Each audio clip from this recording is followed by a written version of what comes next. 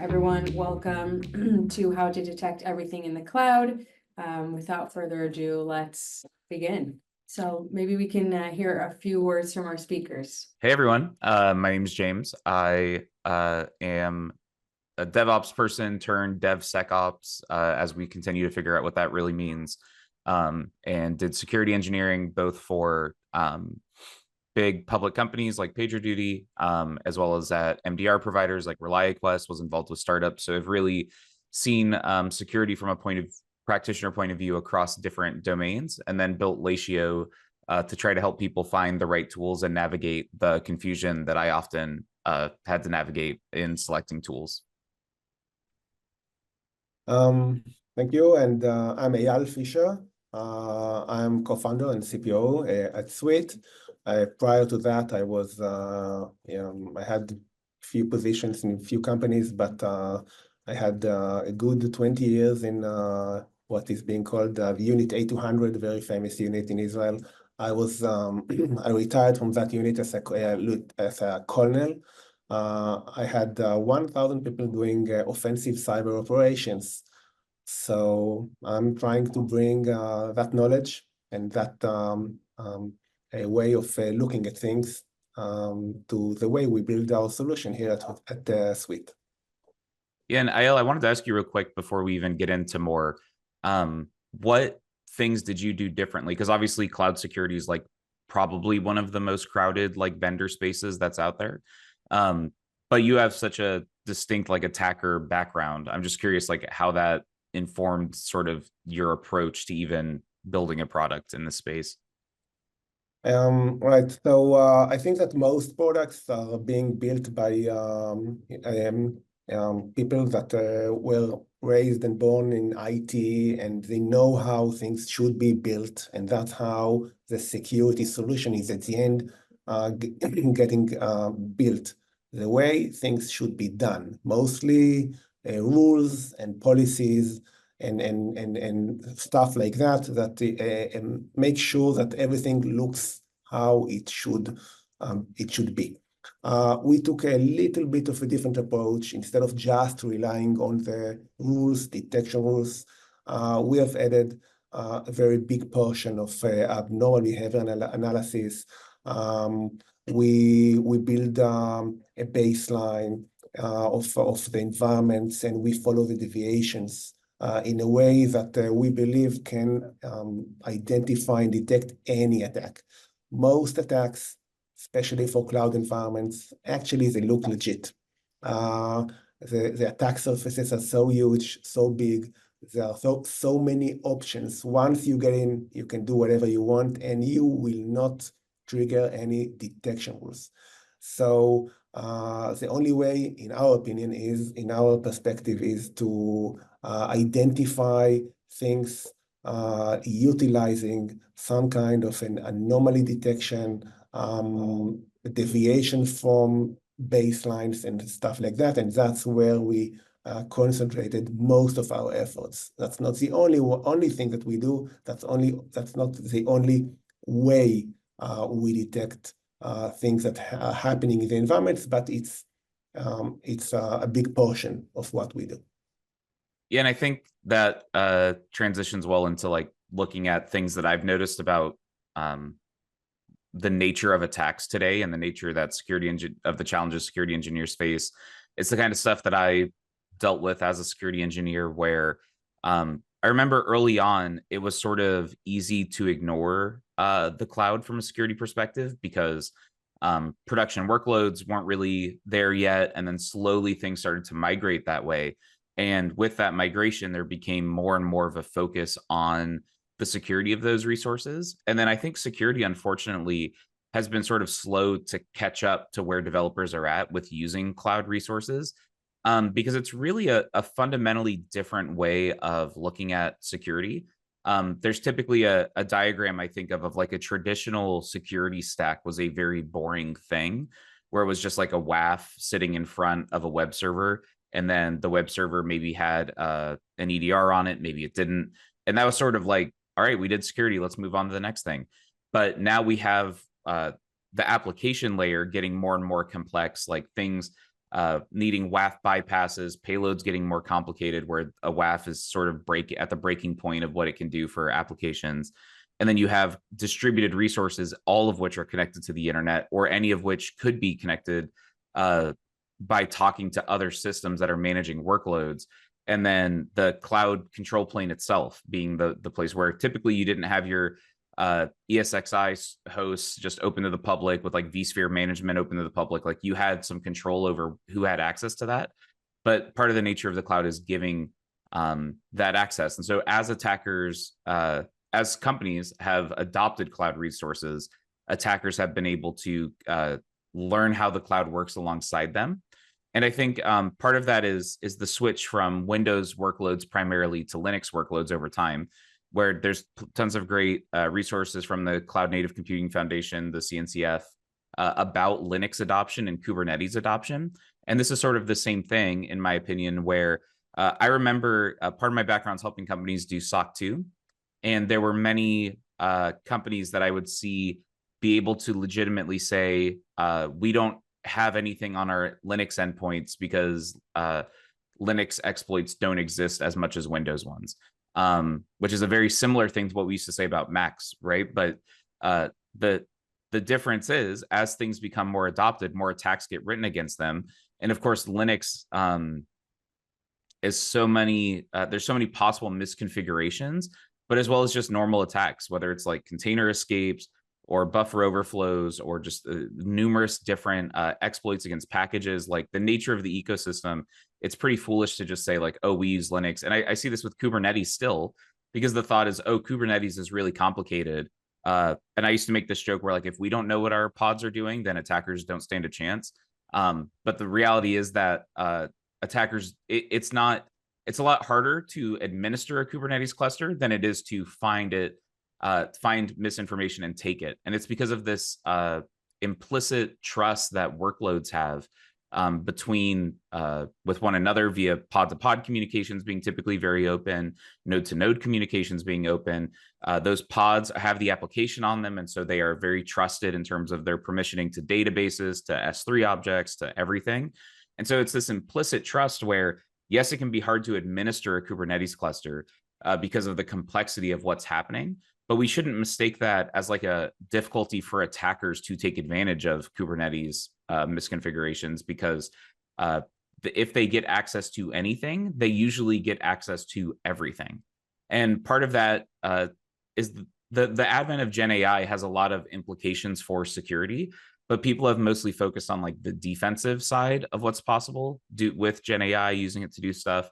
But I think the real benefit is that now, if I want to figure out like what are some common Linux commands to do dangerous stuff that avoid EDR detections, like I can just ask ChatGPT and get a pretty basic understanding of like EDR evasion, different commands, and more well-known, less well-known. It makes really what it does is up level the basic like script kiddie level attacks into things that are a little bit more dangerous because they have the knowledge they need to do it. And so an example I use for that all the time is like, it's very apparent that this has happened with phishing emails, where you used to be able to look at for a phishing email with like, oh, look, like the grammar is terrible or the subject line is laughable. But now attackers can just ask ChatGPT to write them a phishing email and it'll be pretty good at what it's doing. And so we can't rely on these sort of like naive, people don't know what they're doing, they'll make mistakes defense like we have.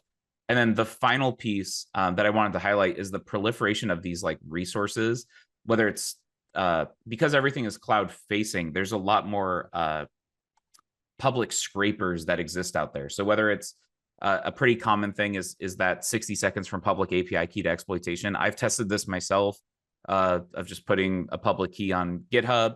And then within 60 seconds, sure enough, I start seeing logs come in from AWS of people trying to use it to do reconnaissance to see what's out there. I'm sure some of those scrapers are also like good guy vendor stuff that's doing it. And so it's just this mix of things that are always crawling your public platform. So I wanted to also highlight this Gray Hat Warfare website that people might not be aware of that shows different, like here's every public bucket and object from basically every company. And I can just sit here and search for different companies that's out there, like any misconfiguration now goes from a misconfiguration to exploit within like a few minutes. It's no longer this like, oh, well, shoot, we better fix that next quarter or something. Like everything has become more urgent is really the idea behind this. And I think we're set up when we combine this idea with the fact that the new CVE publish rate is just going up and up and up and up and up constantly. It really shows that we're at this like precipice of like the way that we've thought of doing cloud security as like scanning for misconfigurations has not it doesn't have the ability to scale with the reality of the situation, where the CVE rate going up is for a few reasons in my mind. One of those is Gen AI, but a few other things that have been happening is it's become common advice in the software development world that if you're looking to start a career, you should publish a commit to a public repo. And that's created all sorts of quality issues around the nature of pull requests that are out there. There's a lot of like downstream effects to that idea of like it's a publicity / resume building thing. And CVEs, I think, have really developed alongside of that, where you have CVEs that are legitimate findings, but they're not really targeting like, oh, we've discovered this CVE because we're trying to exploit real world systems. It's more like we've discovered this CVE by creating this really obscure circumstance. And look, we published a CVE so we can write a big blog about it and we can get a ton of attention for us. And oftentimes there's very little real world, like, am I actually going to be exploited by this? It's like, yes, it would be really bad if I did, but like the regression CV from very recently is a good example of that, where from talking to different people, from doing the analysis myself, like it seems hard to tell if you could really be exploited by that or not, because it requires so much network traffic over short or over a long period of time to continue to try to do the timing thing. And then even that, it's unclear if with network latency conditions, it would even work. And so you have this 10 out of 10 critical, like all of the publicity got out there. But the actual and there is an exploit that exists out there. Theoretically, you could be exploited by it, but it's really hard to know. Like, is this the kind of thing I should really worry about? So, Eyal, I want to pause here and just see if you're seeing things like this, or yeah. So actually, that relates directly to what I said at the beginning. That the opportunities for an attacker are huge. I mean, tons of options. Many opportunities, and the worst part is that not only that there are a lot of opportunities, most of them will get unnoticed. Well, and they will get unnoticed because they might be buried under the noise. That's one option. I mean, so many things are happening in the environment, and they all might be considered malicious.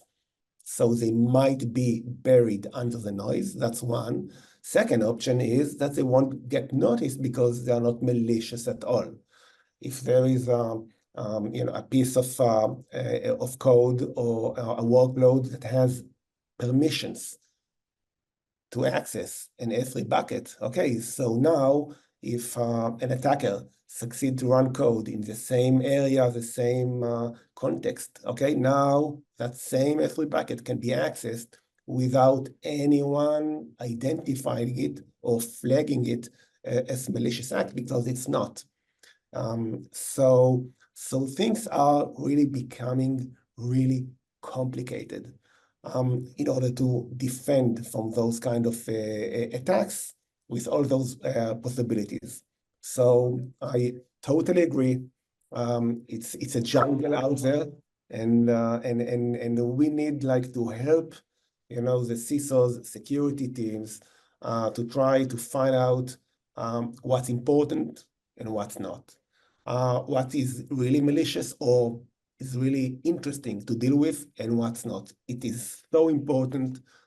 Otherwise, they are just overwhelmed with CVEs, for example, or with detections or other stuff that they need to handle. And when it's too much, it won't happen. Yeah, and I think unfortunately, people keep getting distracted by like easy approaches that don't actually do anything. And so I think of like blast radiuses and attack surface management as two like big buzzwordy ideas. where what most vendors mean by that is just like, if an attacker got access to this role, what other things could they do? But the alternative to that is you're creating like per workload roles that are granularly scoped to specific objects that they can access via like AWS. And that's just not like a good, you shouldn't do that. But the blast radius idea sort of implies that that's like the standard you should do. And what you really need is something that's not just like telling you what could this theoretically access, but like what is this regularly accessing?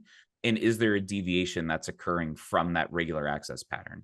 But it's hard for CISOs to navigate, because you end up seeing this graph and it looks very similar to like the difference between what could this talk to and what is this talking to is a very minor thing to like pick up on, that when you're seeing a demo in like a 30-minute session, like, oh, this is a huge difference in terms of like quality and what we're getting.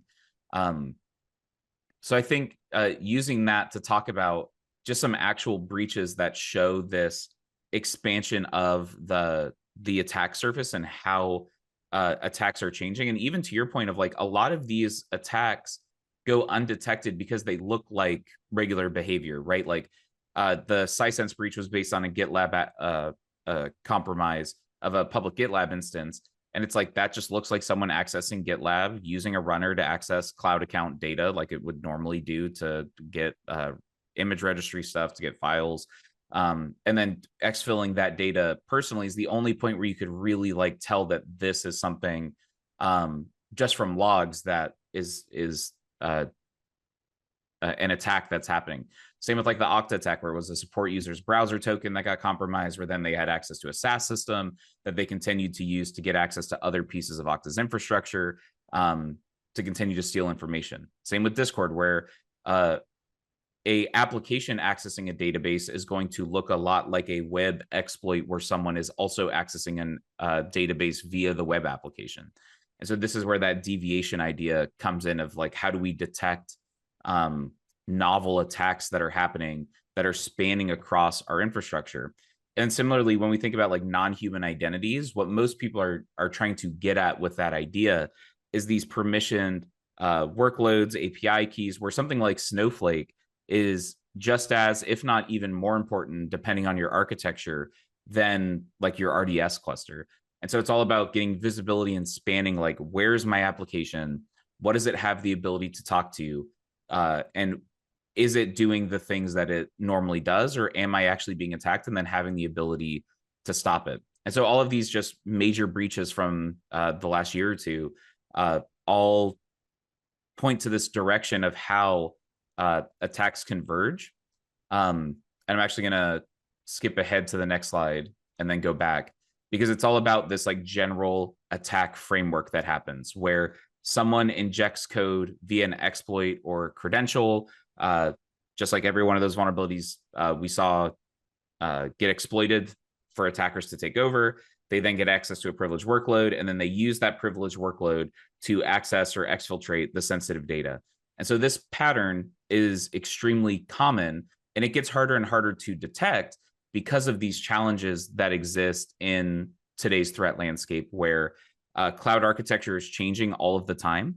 This is why when I talk about like baselining, like what Sweet is doing, if it's not done well and with a lot of thoughtfulness around it, the nature of the cloud is to always be changing. And so it's even hard to baseline the idea of like, if developers are pushing 5 pull requests a day, like how do you continue to keep up and baseline in a way that's not just creating noise constantly based on what's actually happening? And then the contextualization of the apps and workloads in cloud all being that privileged layer where these things need to be able to talk to each other in order to work. You can't do this like least privileged idea. You can't least privilege your way out of this, is basically the way that I think about it, as far as trying to set up granular workload permissions is just a recipe for disaster, because when I've worked with development teams, they often have a hard time setting like resource limits on pods and stuff. Like they're not going to be able to also set like their process permissioning, their file permissioning, creating granular per workload policies. A lot of that needs to be taken care of for them based on the information that's happening in the environment. And then part of that, and I'll go ahead and pause there and let you comment on some of that. Okay, so I just wanted to add that hardening the environment without the the things that are really happening in the environment, what we call the runtime piece, the things that really happen, not that can happen. I totally agree that it's a nightmare. You cannot really build those rules and permissions and just by trying to understand what should happen. That should have happened, when somebody developed the code, and it never happens. So now the security team will never be able to to suggest a new policy, new permissions, a narrow one. I mean, they will never do that. Or who can access a bucket? Okay, now they will never know. They can do a full project, a mini project for each one of those policies to try to understand what's really needed, but it's endless. So again, what we believe should happen is bringing the context from the runtime, from the environment, telling you what's really happening. And now you can say, okay, if that is really happening, for a week, 2, a month, okay, that's the only thing that should happen. And now you can do those, build those policies rapidly and securely without jeopardizing the environment your full your application. At the end, the most precious thing in the in the organization. And one more thing that I know that you are always talking about is that you need to see everything from start to end, in one place. So you're talking about the challenges, and it's a lot, and things can happen in so many aspects. Start as you say, start from the application, go to the control environment, and then manage service, and then so it's a lot. If you don't see everything in one place, you will never be able to understand what happened. So that's again a super important thing to have in order to understand quickly, I mean, where you stand right now. Yeah. I think a key example of what you're saying about how the contextual logs tend to not get picked up, and it becomes a big challenge to see that beginning to end story. Like a very common alert that I would get from guard duty is anomalous traffic burst from an EC2 instance. But then if that EC2 instance is a node hosting pods, I immediately have zero idea what happened. All I have is an IP address, and that it sent a lot of traffic got sent from this node to this IP address. And trying to investigate that with any reliability is impossible. You have to know what pod, what workload was running on it, what did it do, what were the events that happened at the command line right before it happened. You have just no way to know, is this an exploit, or is this just some weird thing a developer did? And it ends up wasting so much SOC time to have them try to talk to developers. They don't know what workload was running on the node. They try to get into DevOps teams and try to figure out, okay, well, if we look at the historical Datadog logs, maybe we can put together something on how did this get here? It is possible sometimes to maybe figure out what happened, but most of the time it's not an actual exploit because the tool is not scanning properly. It's just a lazy attempt at a baselining sort of idea. And then it doesn't give nearly enough context to show someone who's supposed to be helping the security team. All you're doing is lowering the security team's internal reputation when you go to DevOps and say hey, at 12 o'clock on this node, traffic happened. like yeah, traffic happens all the time. Like it's not, it's just creating difficulties for yourself. Not, and it can feel, since I've been on this side, like it can feel like you're doing something wrong, or like you don't know what you're doing, but in reality it's the tool that's like not giving you the context you need to make an informed decision. And so usually that's why I advise people that, like, if something feels really wrong, like it's probably the tool. It's not like you're just a failure at what you're trying to do or whatever. It's like, yeah, the DevOps team also can't solve that because they also don't have enough context to do it. Right. Let me hop forward here to the example of this attack. Again, just some real world examples of like how this trend of like getting initial access and then pivoting and exfiltrating happens. So in a real world example of having this initial access to pivoting to exfiltrating, this is almost always what I see. And I'm curious, Eyal, if this is also what you're seeing as you like help customers in these environments. Like typically the initial foothold, I mean, it's why when you get a pen test, there's two things they do, right? They scan your network for any open network stuff that they can get to. And that applies more to like older style infrastructures where, like, yes, you might have a bunch of public facing Nginx servers or something serving a static web app or whatever.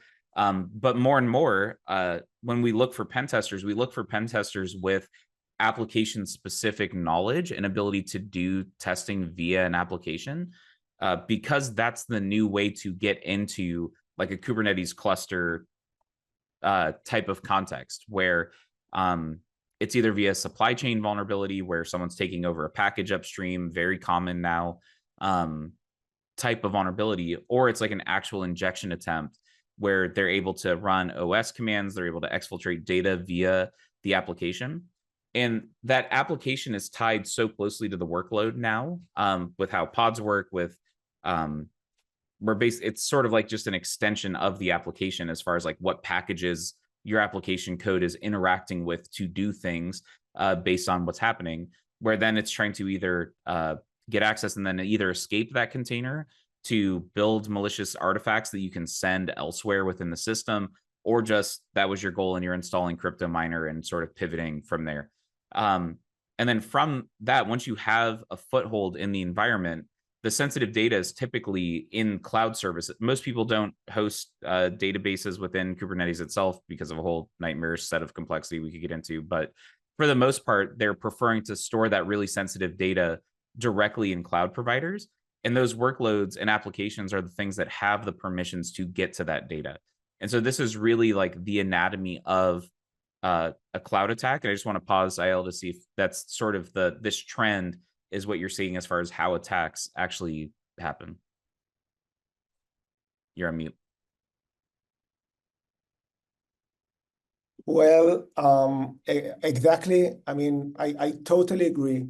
And that's why I said I emphasize the importance of seeing everything from start to end. Because if that's what we see and that's what happens, starting from the application, going for a workload, then going to a cloud, and then, you know, by the way, you can go, like, you can skip directly to the cloud. I mean, it's really complicated. So if you don't see immediately everything in one place, you are going to, you know, just see a very small piece of the puzzle, which is not enough. And now you are the one to go after the missing pieces, going after logs, going after other systems and the solutions, trying to understand, I mean, what the big picture of the attack looks like. And you need to do it when the clock is ticking, right? So if you don't get down the MTTR at the end, okay? If you don't get it, you know, dramatically smaller or shorter, you are doomed. So maybe that's a good, you know, spot to actually show how it looks like in our solution. Okay, so James, do you want me to share my screen for a minute? And Yep. I will. I always like to start here, showing what can happen if you have a solution that just gives you tons of alerts, hundreds of alerts, thousands of alerts per day. You get a very long list of alerts that you have nothing to do with. In our solution, taking into consideration the baseline, the deviation from baselines, we can take down the numbers dramatically. And as you see here in that demo environment, you have like few a day, just few incidents a day. And if I take one of those incidents as an example, what you can see here is a graph of what happened starting from the attack surfaces, the purpose of what the attacker was looking for, and the incidents or the findings themselves that built that incident. You can see it in a timeline. You can see one step after the other what the attacker was doing. And as you see here, that's exactly the same example that James gave, starting from the application, exploiting a CV, going after sensitive files that consist of passwords, reading environment variables, looking for more tickets and more and more and more. And at the end, if you want to see the full picture in one place, you can also see it in an attack graph way, looking at the processes and how they involve one step after the other. And as you see here, you'll see what happened at the end, where your precious sensitive data went to. So again, that's an example of how we detect and help remediate attacks. I'm not getting into everything that we do, because actually what we can do is also terminate processes and have active prevention mechanisms, but that's for a different Well, I also want to highlight here, Eyal, that like this UX Utilz example is so good in as far as like this idea of, oh, we don't need any runtime solution, like we can just proactively do all of this stuff, where like the remediation here in the before the update was out was as the remediation here says, to roll back the version. And so if you are just using like a vulnerability scanner, and that's sort of your like, oh, it'll tell us that we have a vulnerability here, like it's not you are dependent on a lot of other information to even get that alert in the first place, that it's like a CV is published, that it's published on time, that it's in a database that's well supported, that the provider's writing a novel rule to like just deal with this like detection of this package version. But by the time that all of that's come about, it usually takes like a day to a week for providers to like get that sort of information distilled throughout the community. And the thing you actually want is just like, what mitigation can I put in place in the meantime? And I think Log4j is a very similar example of this, where it's like secure. It was one thing, half of the security goal was like, here, developers, here's all of the places where we use this old version. But the other half of the goal was like, we need to create detection rules. And in traditional platforms, like when I've had to do that, it was like I had to make a WAF rule, I made a endpoint agent rule, I made a SIM rule, all just looking for this like JNDI lookup payload. And it was all like this hand jammy regex that took like an emergency response effort that took hours. I stayed late, like it was a whole thing. Versus if you have a tool that's actually just doing all of this, it's like, oh, well, we'll just get an alert when that happens. And like we just treat it like any other alert, and it doesn't require this big freak out moment of how are we going to detect this. Thank you. I'm going back to the presentation, sharing. James, can you share it again, please? Yep. Yes. So all of this, like I think that's a good example of trying to detect this with like traditional tools is like what I was saying with the Log4j example is like there are different tools that maybe show you pieces of this, but being able to put the entire timeline together is absolutely key. Not just for this like tool consolidation thing that people want to do, but because it's actually helpful to end users to make it so that these alerts turn from like each one of those alerts you showed before the findings view was independently super interesting to see, but it's the kind of stuff that creates a lot of noise, right? Like a new socket's open, There's traffic that looks weird. Those are all interesting events that happen, which is why different tools can like show that in a demo. And it's like, oh, well, that's an interesting thing to see. But it's about putting that together as like, oh, we can now tell that an incident has occurred. That I think is worthy of this new category of cloud application detection response, where it's like putting this entire what is happening in your application story to work. Right. So then if we talk about what are some of the challenges, because the other thing I love about these tools is they're very targeted at security operations users, as opposed to this giant unknown, like developers are doing stuff and DevOps teams are doing stuff. And like there's still information here that's helpful for those teams that I know that like you guys and others support.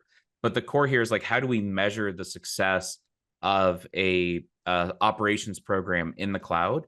In the meantime to detect and the meantime to respond are absolutely critical when it comes to responding to real world attacks. And typically, what your goal as a CISO is really to take this from like the more standard industry metrics are like days or weeks. So like the Mandiant report, for example, suggested that typically attackers go unnoticed for about 10 days. And then typically they're the ones who notify the parties that they've been breached. And so who knows how long they would go undetected for. So the meantime to detect is typically more like days and less like hours or minutes. And then the meantime to respond can even be like, oh, we never really responded, right? And so having a bunch of different options for both responding to things and detecting them is super important for enabling operations teams to respond to these attacks. And just an example of how even this has gotten confusing, because some vendors, for example, only support like quarantining or killing containers. Some only support processes. And really, it depends on what you're seeing and the kind of event you're responding to when you would choose to do one or the other. And if you want it to happen in an automated way, if it's a certain kind of attack or a manual way, there's a lot of depth that these tools need to be flexible in how the response happens. And so I'll let you talk about some of the ways that Sweet is dealing with some of these metrics. And yeah. Right. So I would like just to emphasize one important thing, that detection rate is easy, because I mean, throwing hundreds of detection rules into a solution and detecting everything that's happening in the environment is not so complicated. The problem is that you get huge amount of false alerts. And the real challenge is making sure that the detection rate is still high, but keeping the false alerts low in parallel. So you can detect, you can reduce the numbers of rules and get no false alerts, but you will get a low detection rate. On the other hand, I mean, you can have 100 detection rate, 100% detection rate, and pushing up the false alerts. We succeeded to do like the magic of making sure that we detect everything from one hand, but on the other hand, utilizing our baselining mechanism, the deviation, following the deviations in the environment and cross-correlating it with the detection rules. We succeeded to take down the number of false positives to really, really, really low numbers. I always say to our customers that every alert in our system needs an explanation. Nothing happens like just because there are tons of alerts. No, there are not tons of alerts. There are very few, and each one is significant. And we're trying to change like the way security teams address security tools, because usually they get a very long list of alerts, and they are used to know that that list is long and they don't need to handle everything. It's fine. No. When we say that there is an alert, when there is an alert, it means that it's significant, and you need to go after it to understand why it happened. So that's regarding the metrics that we are very proud of. Next, I would like to just say that our solution is a very wide platform. It's not just the detection response, as we said at the beginning. I mean, we help you like prevent and harden the environment based on the runtime insights that we find. So we help you build policies that are relevant to what's happening in your environment and not in like not according to configurations only. We detect, as we showed here, we detect everything that is significant, and the response part. I mean, James talked a little bit about it. The most important part is that you have to start with a very short period of time for the MTTR. Otherwise, it's going to be too late. Hello, everyone. So thank you so much for coming. If you guys have any questions, unfortunately, we have run out of time, but please feel free to put them in the chat, and we will reach out to each of you independently. If you want to speak to us or to learn more about runtime protection, feel free to reach out to us or head to our website. James, Eyal, thank you so much for today, and goodbye, everyone. Thank you very much, James.